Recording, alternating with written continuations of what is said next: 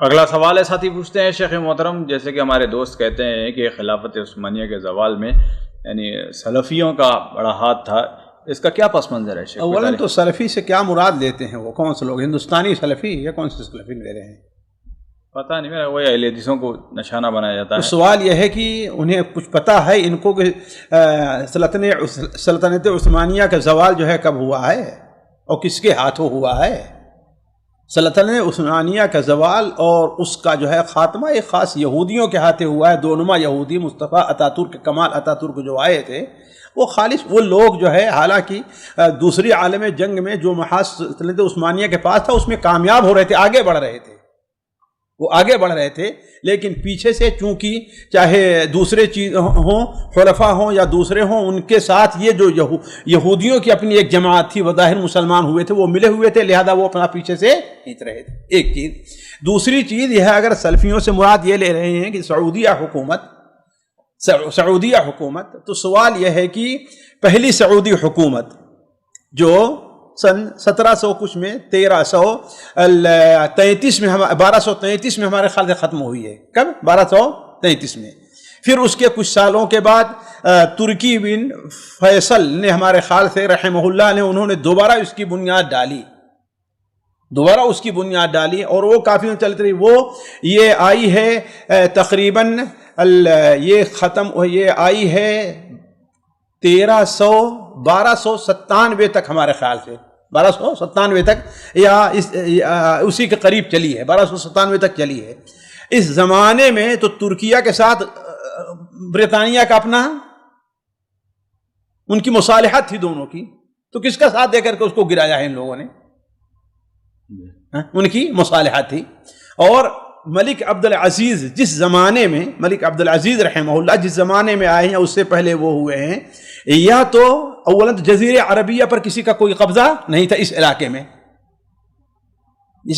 کسی کا قبضہ نہیں تھا، خاص طور پر نجد وغیرہ کا علاقہ، اور باقی جو علاقے کچھ تھے، چاہے شرقیہ کا ہے یا غربیہ کا ہے، اس پر تو ترکیوں کا قبضہ نہیں تھا، بلکہ کس کا قبضہ تھا؟ نہیں، انگریزوں کے پشت پناہی میں کام چلا رہے تھے یہ اردن کے جو آج کل ہیں شریف مکہ وغیرہ چلا رہے تھے، تو ترکیوں کا تو یہاں پر کوئی خاص عمل دخل تھا ہی نہیں، ایک چیز۔ دوسری چیز یہ ہے، اگر سعودیوں نے کہہ دیا جائے ایسا کیا تھا، میں ایک فرض کر لے رہا ہوں، تو ان کو حق بھی بنتا ہے، حق بنتا ہے ان کو، کیوں نہیں حق بنتا ہے؟ آخر اب آپ اس تاریخ کے اوپر جائیں کہ پہلی جو سعودی حکومت قائم ہوئی تھی، جو خالص اللہ تبارک و تعالیٰ کے لیے اور توحید کے لیے قائم ہوئی تھی، اس کے ساتھ کیا کیا تھا ترکیہ حکومت نے؟ سلیم ثانی یہ کون تھا؟ مصر کے اپنے نمائندہ محمد علی بادشاہ یا اس کا بیٹا ابراہیم بادشاہ، ان لوگوں نے کیا کیا؟ ایک سے زائد بار، وہ بڑی لمبی تاریخ ہے، درعیہ اور علاقے پر حملہ کر کے یہاں تک کہ شاید محمد ابن عبدالعزیز کو لے کر کے گئے ہیں اور وہاں سے ترکیہ بھیجا، انہیں سب کو اٹھا کر قتل کر دیا ہے ترکی حکومت نے۔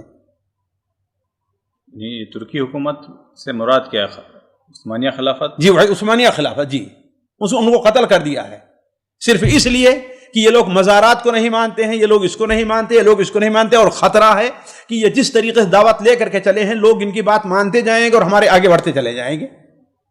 جو مزارات کی پشت پناہی وہ لوگ کر رہے تھے، وہ اس کے خلاف ہے۔ آخر درعیہ کو شیخ عبداللہ بن محمد عبد الوہاب رحمہ اللہ کو قبرستان کے پاس لے جا کر کے وہاں ان کے سامنے باجے بجوائے گئے، انہوں نے اپنے کان بند کر لیا تو توپ کے سامنے رکھ کر کے ان کو اڑا دیا گیا ہے۔ یہ کس نے کیا ہے؟ عثمانی لوگوں نے تو کیا ہے نا۔ تو اب اگر موقع ملا ہے، مان لیا جائے، اگر یہ لوگ اگر ان کا ساتھ دے کے ان کو گرائیں تو حق بنتا ہی نہیں بنتا دنیا کے لحاظ سے۔ تو یہ کیوں بھول جاتے ہو تم لوگ کہ عثمانیوں نے ان کے ساتھ کیا اچھائی کی ہے؟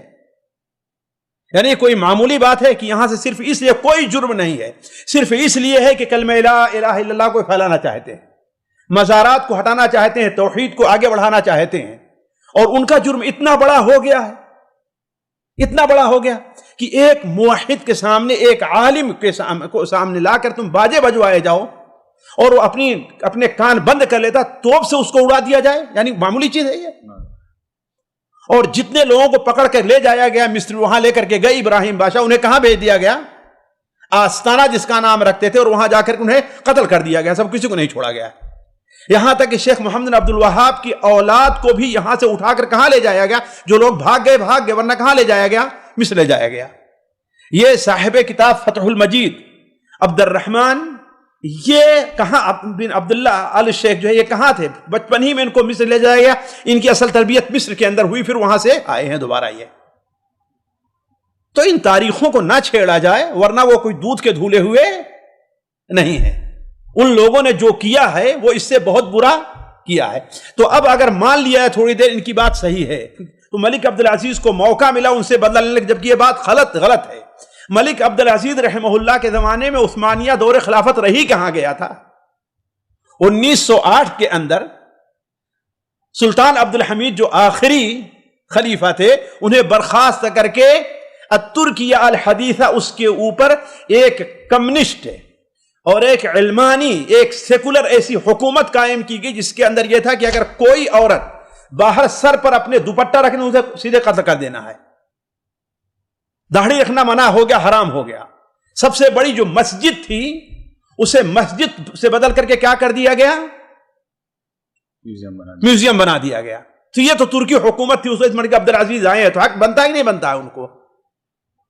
جی اسی کے قریب کا اگلا سوال ہے، ساتھی پوچھتے ہیں شیخ محترم، جیسے کہ اہل حدیثوں کو اسپیشلی یہ لوگ تانا دیتے ہیں کہ یہ انگریزوں کی پیداوار ہے، انگریزوں کی طرف سے ان کو تعاون ملا کرتا تھا، مدد ملا کرتی تھی، یہ کہاں تک؟ یہ ایسے لوگ جاہل ہیں، ہندوستان کی تاریخ کو جانتے نہیں ہیں۔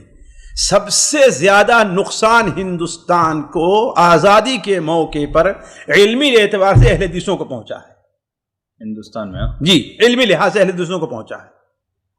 وہ لوگ بھول گئے کہ یہ جو مغربی یو پی میں آج دیوبندی اور سے بہت بڑے ادارے ہیں، ان میں بعض ایسے بزرگ جن کا نام آج آنے پر لوگ چومتے ہوں گے، وہ لوگ کیا انگریزوں کے اندر شامل تھے، اور انگریزوں کی فوج میں انہیں حضرت خضر نظر آیا کرتے تھے کہ ہم انگریزوں کے ساتھ مل کر اس لیے لڑ رہے ہیں کہ ہمیں ان کی فوج میں حضرت خضر علیہ السلام ان کے ساتھ لڑ رہے ہیں، نظر آ رہے ہیں۔